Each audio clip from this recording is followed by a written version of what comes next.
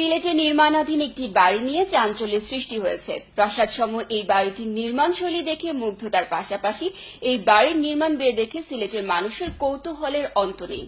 প্রায় ৮ একর জায়গার উপর নির্মিত এই বাড়ির ছাদে আছে হেলিপ্যাড, আছে swimming pool, steam bath, lift সহ আধুনিক স্নানাগার। ২৯টি মাস্টার বেডের ডিজাইন করা হয়েছে ২৯টি দেশের সাংস্কৃতিক ঐতিহ্যের আলোকে।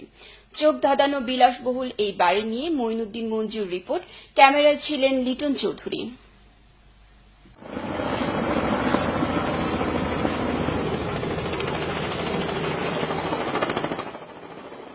নিজের বাড়ির ছাদে এভাবেই হেলিকপ্টার নিয়ে রাজসিক কায়দায় অবতরণ করলেন বরেণ্য শিল্পপতি মোহাম্মদ মাহতাবুর রহমান নাসির। সিলেটের কৃতি সন্তান, স্বনামধন্য ব্যবসায়ী মাহতাবুর রহমান একজন সফল ব্যবসায়ী হিসেবে এমনিতেই দেশ বিদেশে আলোচিত, পরিচিত। তবে এবার তিনি আলোচনায় এসেছেন ভিন্ন কারণে। তার নির্মিত প্রাসাদসম বাড়িটি এখন সিলেটের মানুষের আলোচনার বিষয়বস্তু। এই বাড়ির চোখ ধাঁধানো নির্মাণশৈলী মুগ্ধ করছে মানুষকে। ২০০৮ সালে সিলেটের ইসলামপুর এলাকায় ৩ তলা বিশিষ্ট এই বাড়ির কাজ শুরু করা হয়। বাড়ির কাজে প্রকৌশলী ছিলেন দুবাই, ফ্রান্স, লেবানন ও জার্মানির কোম্পানি। প্রথমে এটা আমি আমার দুবাই থেকে একটা আর্কিটেক্ট ইঞ্জিনিয়ার নিয়ে আসছিলাম।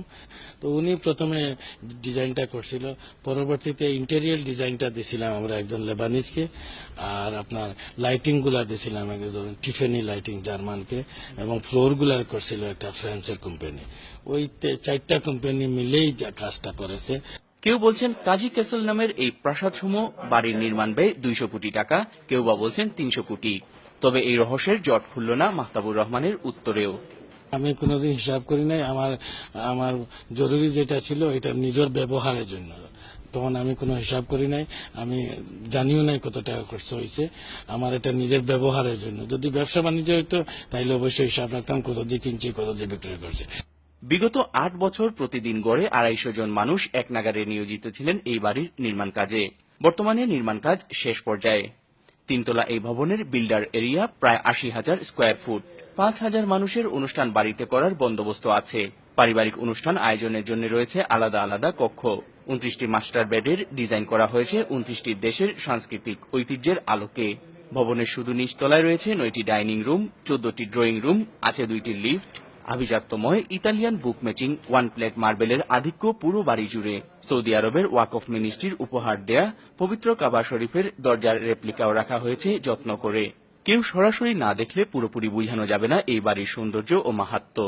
কাজী ক্যাসেল নামের অফিসিয়াল ফেসবুকে ঢুকলেও জানা যাবে এই বাড়ির খুঁটিনাটি। রাত হলেই একের পর এক বাসার কালার পরিবর্তনও চমকে দেয় দর্শনার্থীদের। লুক দেখানো নয়, একান্নবর্তী পরিবারের সবাইকে এক বাড়িতে নিয়ে আসার উদ্দেশ্যেই এই বাড়ি নির্মাণ করেছেন, জানালেন বাড়ির শৌখিন নির্মাতা। আমি থাকার জন্য করেছি। এটা থাকতে গিয়া যদি রুচির মধ্যে একটু ভালো হয়ে যায় তাইলে আমার করার কিছু নাই। আমি কিন্তু এটা যে বাংলাদেশের মধ্যে বড় বাড়ি হবে আর সুন্দর, এটা আমার স্বপ্ন না। আমার স্বপ্ন যেটা আমি বললাম যে আমার ভাই বোন যারা আসবে সবাই যত একটা প্রোগ্রামে একসাথে থাকতে পারে, এটাই স্বপ্ন ছিল।